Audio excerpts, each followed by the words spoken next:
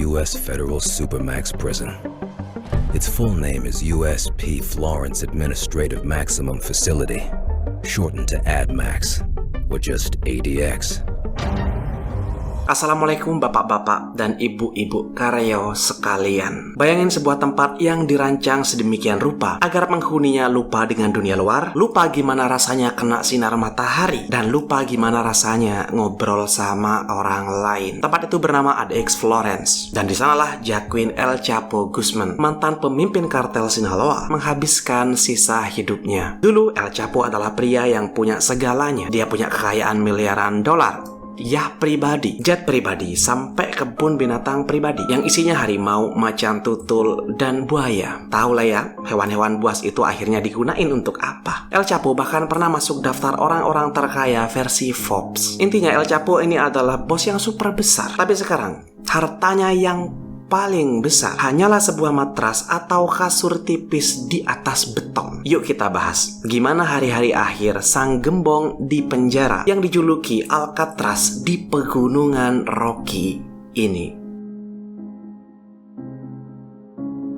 Pada Juli 2019, setelah persidangan panjang yang mengungkap semua kejahatan kartel Sinaloa, El Chapo dijatuhi hukuman penjara seumur hidup ditambah 30 tahun. Dan untuk memastikan kalau El Chapo ini nggak akan kabur, pemerintah Amerika Serikat mengirimkannya ke penjara dengan keamanan paling maksimum di Florence, Colorado. Oke, El Chapo diterbangkan dengan pengamanan super ketat menuju Colorado. Penjara ini menampung sekitar 375 tahanan paling berbahaya di Amerika, mulai dari teroris Al-Qaeda, teroris domestik, sampai mata-mata yang berkhianat. Mereka hampir nggak pernah ngelihat atau mendengar satu sama lain. Penjara ini dibangun bukan hanya untuk menahan fisik aja, tapi juga untuk mematahkan mental. Ketika masuk ke ADX, El Chapo hanya akan dipanggil sebagai tahanan nomor 89914-053. Oke, bagi El Chapo yang udah 2 kali kabur dari penjara Meksiko, sekali lewat keranjang cucian dan sekali lewat terowongan bawah tanah, ADX Florence adalah lawan tanding yang berbeda. Di sini nggak ada lubang yang bisa digali dan nggak ada penjaga yang bisa disuap. Ukuran kamar El Chapo hanya 2 kali 3,5 meter. Bayangin, selama 23 jam sehari, hidupnya hanya berputar di ruangan sempit itu. Semua perabotan di ruangan itu terbuat dari beton. Tempat tidurnya beton, mejanya beton, kursinya beton. Semuanya menyatu dengan lantai dan tembok agar nggak bisa dibongkar atau dijadiin senjata. Di atas tempat tidur beton itu hanya ada satu matras tipis, bantal, dan selimut standar penjara. Ruangan itu disediain jendela. Ukurannya kira-kira hanya selebar 10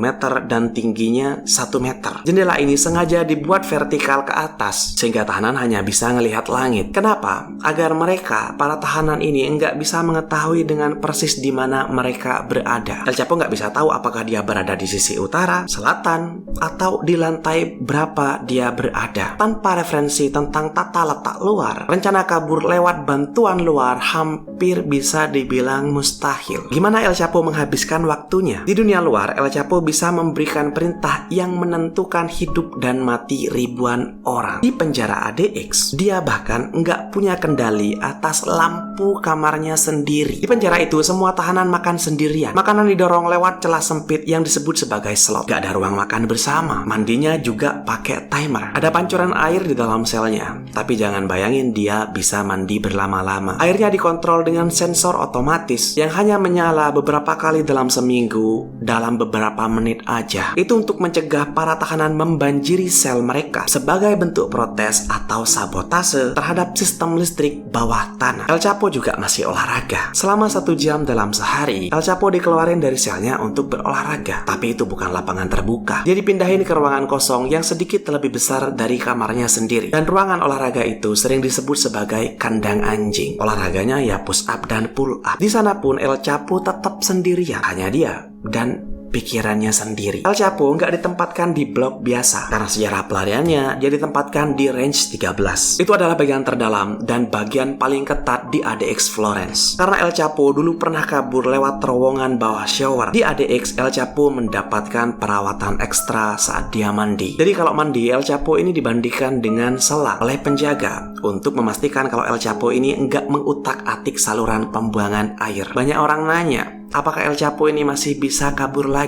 Jawabannya, secara teknis hampir mustahil. ADX Florence diawasi oleh ratusan kamera CCTV, sensor gerak di bawah tanah, pagar kawat berduri yang dialiri listrik, dan menara penembak jitu dengan instruksi shoot to kill. Selain itu, jumlah sipir di sana jauh lebih banyak daripada jumlah tahanannya. Ditambah lagi, El Chapo ini berada di tengah gurun Colorado yang tandus. Kalaupun dia bisa keluar dari gedung, gak ada hutan atau kota yang bisa dijadikan tempat sembunyi dengan cepat. Meskipun El Chapo ini ngerasa sendirian, tapi sebenarnya El Chapo ini bertetangga dengan orang-orang paling jahat dalam sejarah modern. Di penjara itu juga ada Ramzi Youssef, otak pengeboman World Trade Center tahun 1993, Zohar Tsarnaev, pengebom Boston Marathon, Ted Kaczynski yang menghabiskan puluhan tahun di sana sebelum akhirnya meninggal, dan masih banyak yang lain. Mereka semua bernasib sama, hidup di dalam penjara yang bersih tapi mematikan secara mental. Mereka mungkin bisa berada di sel yang bersebelahan, tapi nggak akan pernah ngeliat, apalagi ngobrol satu sama lain. Dan mantan tahanan menyebut ADX Florence sebagai versi bersih dari neraka. Isolasi total tanpa suara manusia, tanpa cahaya matahari langsung, dan tanpa interaksi sosial selama bertahun-tahun. Pengacara El Chapo mengatakan bahwa El Chapo sering mengalami gangguan kesehatan. El Chapo mengeluh sering kehilangan ingatan, kepalanya sakit,